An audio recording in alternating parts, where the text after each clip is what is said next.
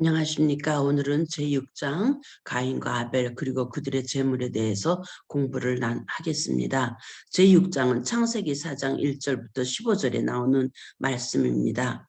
아담의 아들 가인과 아벨의 성격이 매우 달랐습니다. 이들의 성격을 한번 비교해 보겠습니다. 아벨은 하나님을 경외하고 하나님께 충성하는 정신을 가졌고 또 타락한 인류를 다루시는 창조주 하나님의 공의와 자비를 보면서 감사하는 마음으로 구속의 소망을 받아들였습니다. 하지만 가인은 아담과 땅이 저주받은 것에 대해서 반감을 품고 하나님을 원망하고 반역의 감정을 가졌습니다. 이 형제는 모두 인류의 구원을 위해서 준비된 것에 대해서 배웠습니다. 처음 난 양을 죽여서 그 피와 함께 하나님께 엄숙하게 번제를 드려 하나님을 공경하고 또한 약속하신 구주를 의지하는 믿음을 표하며 겸손히 순종하는 제사의 의식을 행하라는 요구를 받았습니다. 그러니까 순종의 여부를 입증하는 그런 요구였죠. 이는 저희의 죄와 또 사람을 위해 큰 재물이 되시기 위해서 장차 오실 구주를 항상 생각나게 하는 그런 재물이 될 것이었습니다. 가인은 약속하신 재물 되시는 구주에 대해서 불평과 불신의 마음으로 제사를 드렸습니다. 어린 양을 구하여서 땅의 소산과 함께 드리기를 원하지 아니하였고 그냥 하나님의 요구를 무시하고 땅의 소산만을 제사로 드렸습니다. 하나님께서는 피 흘림이 없이는 죄사함이 있을 수 없다는 것을 이미 아담에게 알려주셨잖아요. 그런데 가인은 땅의 소산 가운데서도 가장 좋은 것을 드리려고 신경 쓰지 않았다고 이 영감의 글에 말씀하시네요. 아벨은 그의 형에게 희생제물에 피 없이는 하나님께 나가지 말라고 간절히 충고를 했지만 가인은 아우의 권고를 무시하고 그 제사의 예물의 필요성에 대해서 의심과 불평을 가지고 그의 제물을 드렸고 하나님께서는 그 제물을 간합하지 않으셨습니다. 아벨은 하나님이 명하신 대로 처음 난 양들과 살찐 것들에서 골라서 장차 오실 메시아에 관한 확신한 신앙을 가지고 겸손과 존경하는 마음으로 제물을 드렸고 하나님은 그 제물을 존중하시고 아벨의 제물을 태우심으로써 받아주셨습니다. 가인은 자기 제물이 간합되지 못했음을 보고 하나님과 아벨에게 화를 냈습니다. 천사가 말씀하셨어요. 만일 하나님께서 지시해 주신 대로 할 것 잘 행하면 하나님께서 그를 받으실 것이고 그의 재물을 귀히 여길 것이다. 그러나 하나님을 믿어서 순종하지 않을 때는 그의 재물을 간합할 수 없다고 분명하게 천사가 말씀하셨습니다. 하나님이 불공평하시거나 아벨을 편애하시는 것이 아니라 자신의 범죄와 하나님의 명백하신 명령을 불순종하기 때문에 그 제사를 받지 않은 것이라고 천사가 분명하게 이야기를 해주셨습니다. 즉 그러니까 가인이 선을 행한다면 하나님이 그를 받으실 것이고 아우는 또 형의 말을 들을 것이고 가인은 맏아들이니까 모든 주도권을 가인이 잡을 수 있다고 그러면서 형으로서 그러니까 가족의 모든 것을 행할 수 있는 그런 권리도 있는 것이라고 그러니까 하나님의 율법에 순종하라고 그렇게 천사가 말씀하였습니다. 가인은 천사에게 가르침을 받았지만 뉘우치지 않고 자기의 불신에 대해서 자책하고 반성하는 대신에 아직도 하나님을 불공평하고 또 편애하신다고 그렇게 불평을 하는 그런 그렇게 불평을 했습니다.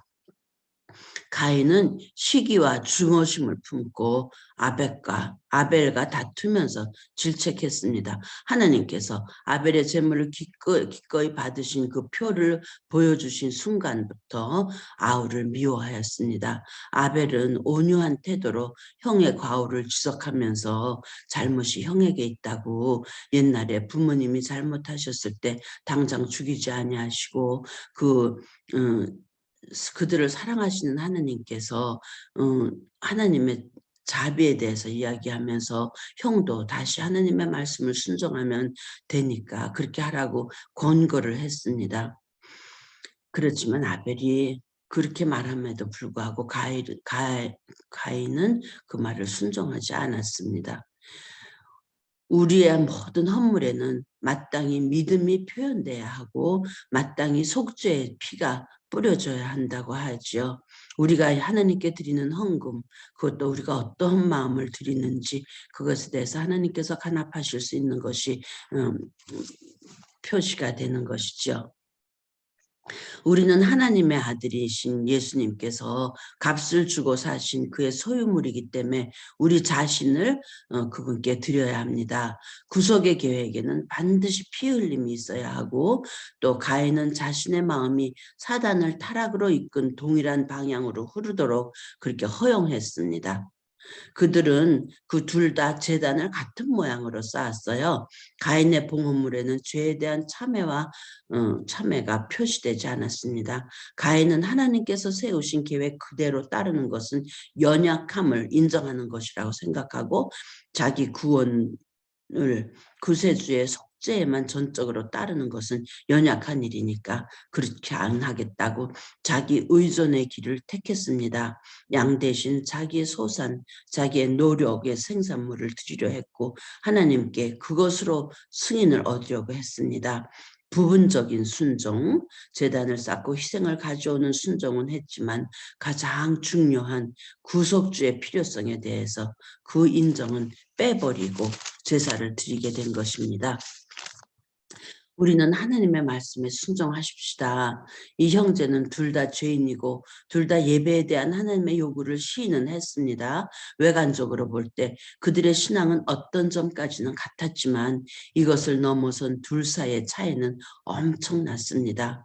아벨은 구원에 대한 원칙의 의미를 알았어요. 자신이 죄인인 것과 또 흘려진 피를 통해서 미래의 희생, 갈라바리 십자가에서 죽으시는 예수님을 바라보았습니다. 또 그곳에서 이루어진 속죄를 보았고 그 속죄를 의지하고 그가 의로워졌으며 그의 재물이 받으신 바 됨을 깨달았습니다.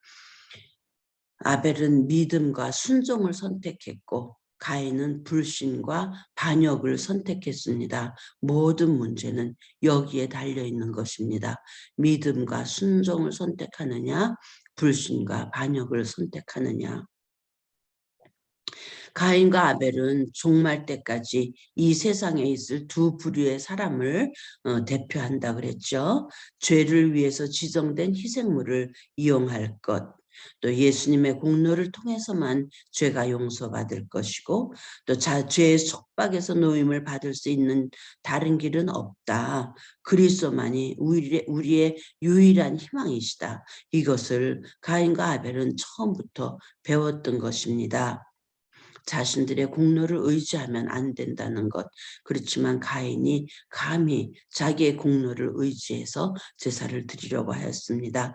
사도행전 4장 12절 말씀하시죠. 다른 이로서는 구원을 얻을 수 없다. 천하인간의 구원을 얻을 만한 다른 이름을 우리에게 주신 일이 없다.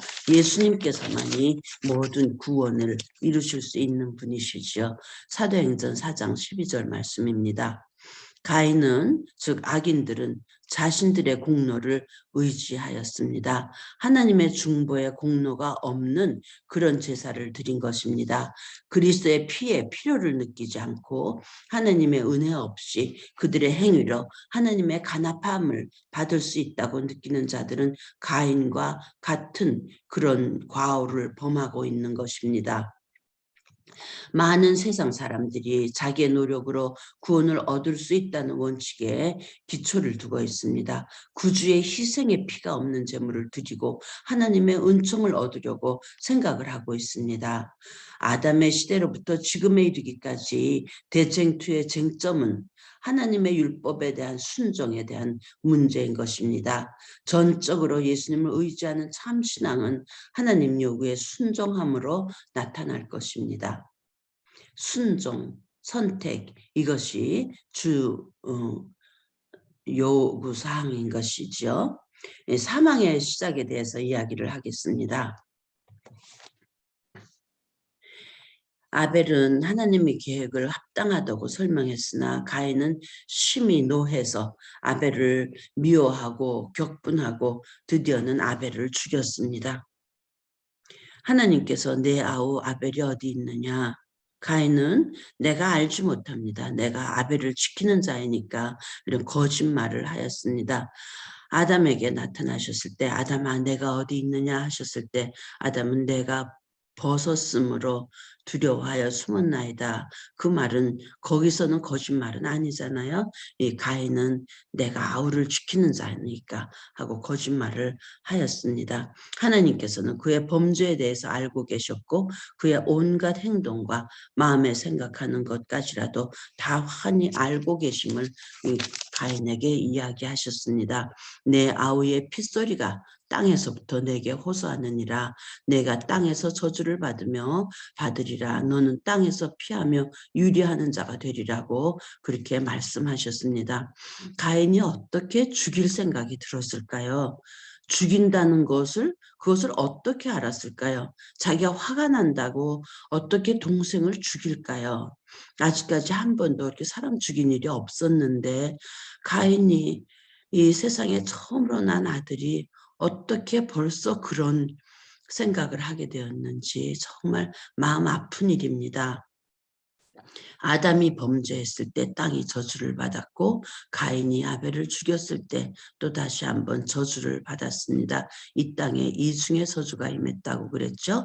그런 다음에 나중에 노아 홍수 때 다시 한번 세상이 저주를 받게 돼서 삼중의 저주가 임한 것으로 이렇게 말씀해 주십니다. 하나님은 가인이 분내는 것과 안색이 변하는 것을 보셨습니다. 주님께서는 모든 행동을 보고 계시며 모든 이들의 목적과 얼굴 표정까지도 면밀하게 보고 계십니다. 내가 분하여 하면 어찌미뇨 내 손색 얼굴 안색이 변하면 어찌미냐고 하나님께서 말씀하셨습니다. 두 형제 사이에 조화란 있을 수 없었고 논쟁은 필연적이었습니다. 사단은 불신과 불평과 반역의 조상이죠. 그는 가인의 마음에 광기가 가득하게 했다 그랬어요. 광기. 의심을 가득 채워서 그의 죄 없는 동생과 하나님을 대적하였다고 하였습니다. 선택은 가인 자신에게 있었던 것이죠. 자기의 행위는 악하고 그 아우의 행위는 의로웠기 때문에 아우를 증오하고 죽였습니다. 요한일서 3장 12절에 나오는 말씀입니다. 아벨의 순종과 흔들림 없는 신앙의 생활은 가인에게 끊임없는 견책이 되었습니다. 나중에 요셉이 바르게 행동했잖아요. 그럴 때 형들이 요셉을 미워서 그냥 팔아버리고 그랬던 것처럼 자기의 행동이 바르지 않을 때 남이 바르게 하는 선한 행동을 보고 그렇게 힘든 것 같습니다.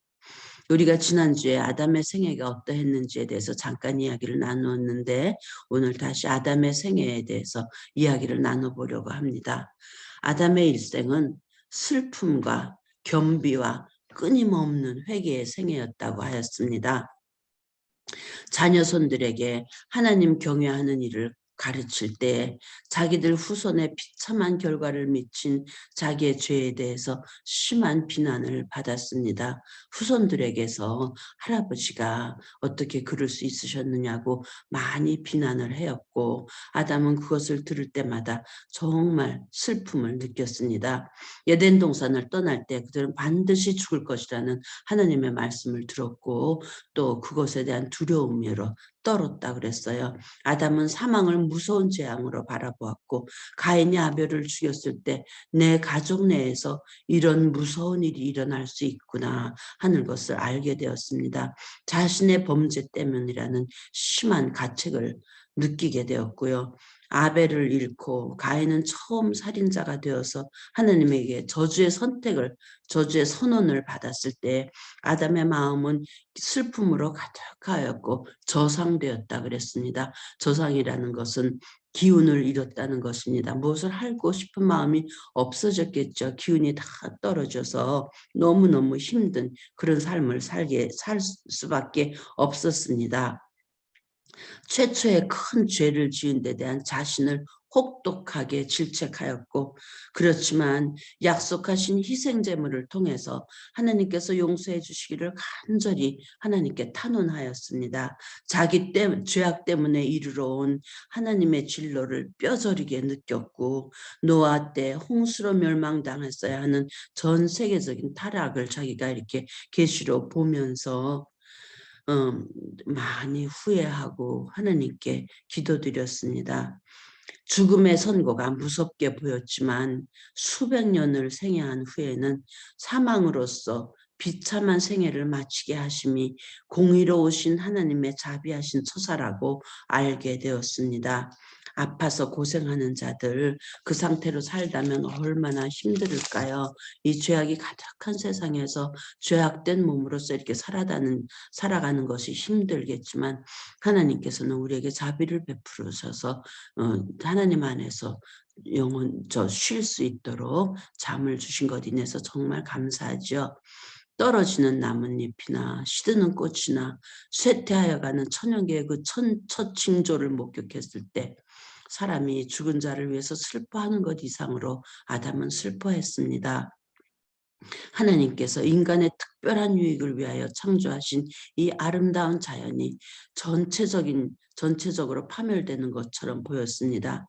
자기의 자녀들, 손자들, 즉 구대손까지 그들에게 이 완전했던 에덴의 가정, 또 자기의 타락과 그로 인한 무서운 결과, 아벨의 죽음, 자기 마음에 있는 모든 슬픔의 짐을 자세하게 후손들에게 이야기해 주었습니다.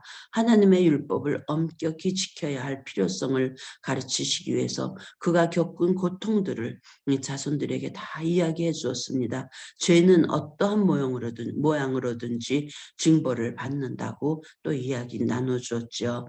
만일 하나님을 사랑하고 경외하면 그들을 자비롭게 대해주실 하나님을 순종하라고 간절히 호소하였습니다.